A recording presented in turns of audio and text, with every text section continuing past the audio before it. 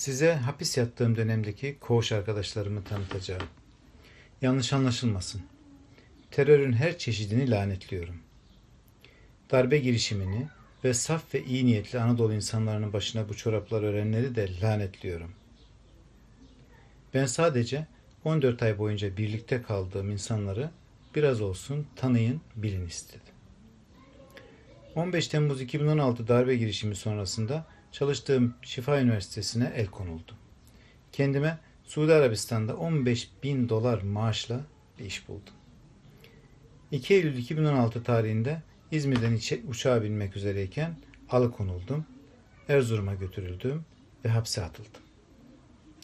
Atatürk Üniversitesi'nde birlikte çalıştığımız Fatih Akdemir ve çocuğumun okuldan öğretmeni Yusuf Kara hakkımda ihbarda bulunmuş. Terör örgütü üyesi olmakla suçlandım ve 9 Kasım 2017 tarihine kadar 14 ay hapiste tutuldum. Cezaevinde 2 koğuş değiştirdim. 30 civarında kişiyle birlikte kaldım. 13 Şubat 2020 tarihinde de 10. celsede yargılandığım davadan beraat ettim.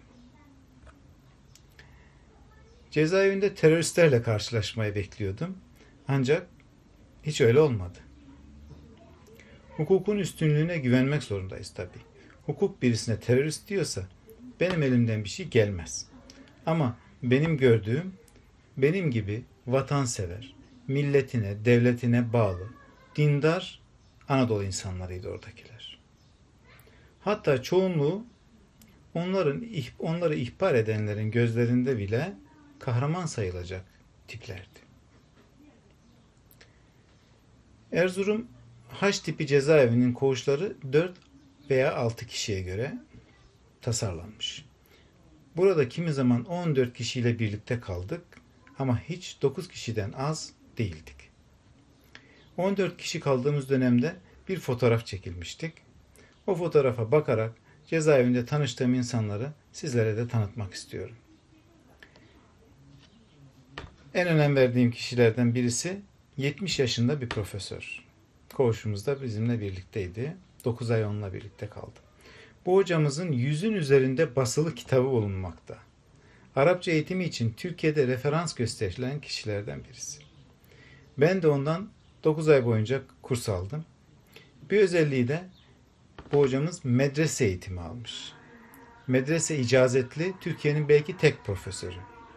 Medrese eğitimi almış. Erzurum'un eski hocalarından birisinden eğitim almış, icazet almış. Ondan sonra üniversiteye geçmeye karar vermiş ve hem klasik hem de modern ilimleri hepsine hakim bir insan.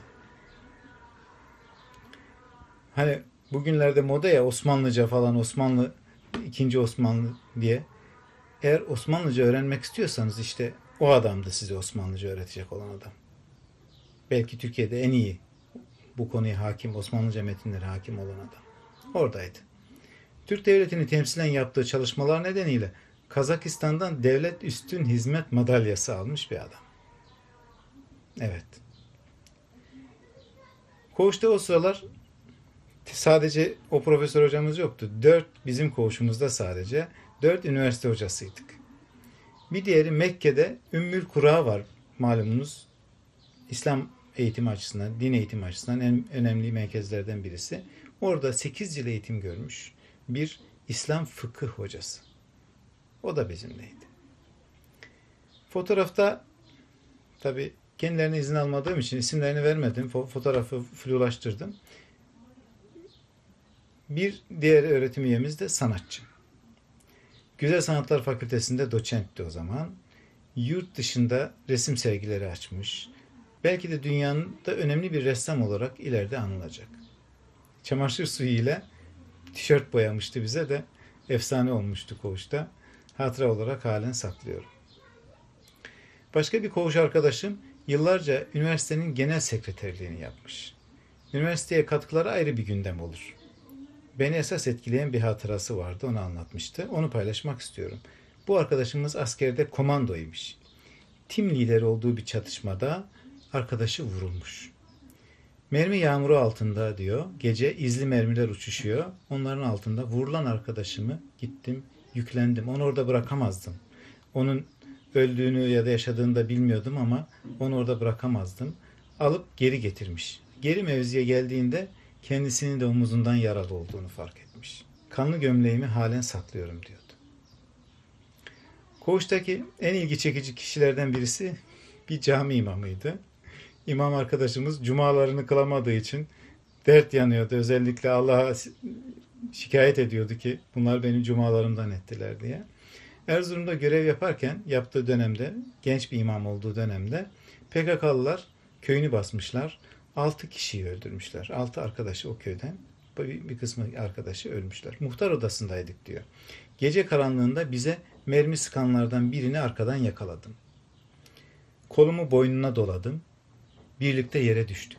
Sıksam öldürürdüm. O kadar güçlüydüm ki duran adamın üstünden atlayabilecek kadar çevik bir adamdım. Sıktım. Sırtımın yere düştüğümüz için kanla ıslandığını, ölen arkadaşlarımın kanları ıslandığını hissettim. Yine de onu öldüremedim. Demek ki öldürmeye programlanmamış. Bir de Yunus Emre'den ilham alarak çağırdığımız bir arkadaşımız vardı koğuşta. Dövene elsiz, sövene dilsiz türünden bir insan. Onca zaman içinde bir kez öfkelendiğini, birisine hakaret ettiğini görmedim. Kendisine zulmedenlere dahi aleyhinde konuşmuyordu.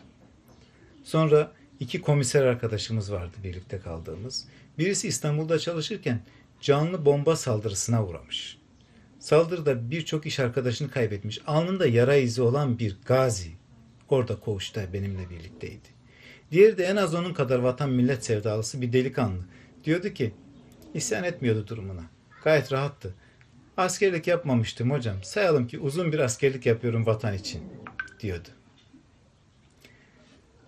Rahatsız olduğu için fotoğrafta o gün bulunmayan bir tutuklu arkadaşım daha vardı o gün. Kendisi adliyede müdür imiş. 10 kişinin işini yıllarca tek başına yürütmüş. Sonra yeni elemanlar alınmış. O da terörden nefret ederdi. Koğuşumuzun 13. üyesi bir gazeteciydi. Basın yayın işiyle uğraşmış genç bir insan. İlkokul çağında 2 kızı vardı. Onlara bir türlü babalarının tutuklandığını, terörle suçlandığını söyleyememişler. Çocuklar babalarını çalışmaya gitti sanıyormuş. Bu arkadaşım çocuklarına mektup yazarken benden de İngilizce, Almanca bildiğim için birkaç cümle yazmamı istiyordu ki onları mektupla gönderiyordu çocuklarına. Dil öğreniyorum, siz de bunları çözmeye çalışın diye çocuklarıyla böyle mektuplaşıyordu. Hele bir de Erzurum ülkücüsü vardı koğuşumuzda. Bir alem bir arkadaştı. Kendisini terörle mücadele sorumlusu sanıyordu. Elinden gelse vatanın bütünlüğü için gösterilen bütün hedeflerle tek başına çarpışacak bir adam. Öylesine kararlı. Tapuda müdürlük yaparken bir milletvekilinin mal varlığına bakmış. Bunu tespit edilmesi üzerine terör üyeliğiyle suçlanıyordu. Bir de yurt müdürü diye suçlanan bir genç arkadaşımız vardı. 25 yaşında bir ilçedeki öğrenci yurdunun hem temizlik elemanı hem nöbetçisi hem bekçisi hem müdürü her şeyi. En genç arkadaş da orada. O da beraat etti hamdolsun. Sonradan takip ediyorum paylaşımlarını falan. Çıkar çıkmaz ilk kişi gitti. Askerliğini yaptı. Ondan sonra vatan, millet demeye devam ediyor. Askeri kıyafetleriyle gururla pozlarını vermiş. Vatan sevdasından başına bunlar gelmesine rağmen hiçbir şey kaybetmemiş. Bu yaşananları siz yaşasanız bilmiyorum neler hissedersiniz ama çoğu kimse vatan sevdasını hatta her türlü değerlerini kaybeder. Uzatmamak için diğer koğuşlardan tanıştığım insanlardan bahsetmeyeceğim ama özet olarak şunu söyleyebilirim. Ne kendi kaldığım koğuşlarda ne de komşu koğuşlarda hiç terör sevdalısı, teröristle ilgi duyan, terörist diyebileceğim birisini ben görmedim. Hatta benim tanıştığım insanlar, tanıdığım birçok kişiden daha insanlığa faydalı bireylerdi. Şimdi beni dinleyen, hatta dinlemeyen vatandaşlara sormak istiyorum. Kendinizi bu anlattığım tutukluların herhangi biriyle kıyaslayın. Herhangi biriyle. O koğuşta benim arkadaşım olan size şimdi tasvir ettiğim. Değerleriniz neyse ona göre mukayese yapın. İnsanlıksa insanlık, ilimse ilim, dinse din, vatan sevgisi, zulme direnme, sanat, hakperestlik, dosta sadakat, hangi değeriniz varsa onunla kıyaslayın. Hangi kriteri beğenirseniz ona göre kendinizi karşılaştırın. Acaba kaç kişi çıkacak da diyecek ki ben bu senin anlattığın kişilerden daha erdemliyim. Merak ediyorum. Bu boş bir meydan okuma değil. İddialıyım. Lütfen düşünün. Bir husus daha var. Bu videoyu kapatmadan onu da belirtmek istiyorum. Tutuklu arkadaşlarımın hepsi iş arkadaşları, akrabaları, aralarında din ve milliyet bağı olan kişiler tarafından ihbar edildiler. Ben de dahil. Birçoğu da beraat etti. Ben de dahil. İki itirafçımdan biri maaşını ödediğim öğretmen. Öteki ise mahkemedeki ifadesine göre kendisine akademik yardımım olan iş arkadaşım. Ben kendisini Türk ve Müslüman olarak tanımlayan kişilerden zulüm gördüm arkadaşlar. Bana yapılanları destekleyen, alkışlayan, sesini çıkarmayan kişiler emek verdiğim, yetiştirdiğim, çalıştırdığım kişilerdi. Birlikte çalıştığım kişilerdi. Yaşadığım kayıpların sebebi yabancılar değil. Anne, baba, abi, kardeş, amca, dayı, hala, yenge, amcaoğlu dediğim yakın insanlar maalesef.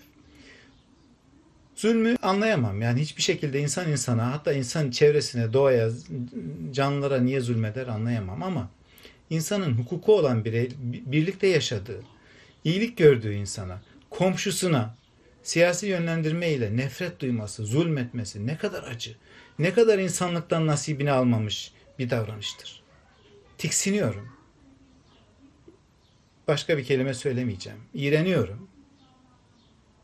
Sorarım size, yüz binlerce benim gibi vatan evladını hain, terörist diye yaftalamanın sonunda nasıl bir menfaat umuyorsunuz? Benim atıldığım işimi sen mi alacaksın? Yapamazsın ki. Yapamazsın benim işimi. Gel bir bak ne yaptığımı öğren önce. Benim kapatılan iş yerimi sana mı verecekler? Batırırsın onu. Benim gitmediğim camide sana daha mı fazla yer çıkacak? Zaten bana yeryüzü mescit. Hiç sorun değil. Hayır. Hayır, bu yapılanlardan bir menfaat ummayın sakın.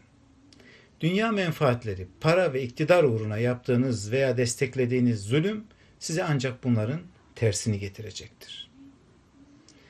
Bu yapılanlar size ancak fakirlik, iktidarsızlık, saygısızlık, huzursuzluk, etiketlenme, ötekileştirme, bela ve mutsuzluk getirecektir. Bilin bunu. Ders alıp pişmanlık duyan olur mu bilemiyorum. Bence ihtimal düşük. Ama yine de denemekte fayda var. Onun için bunu söyledim. Belirtmek istedim düşüncelerimi.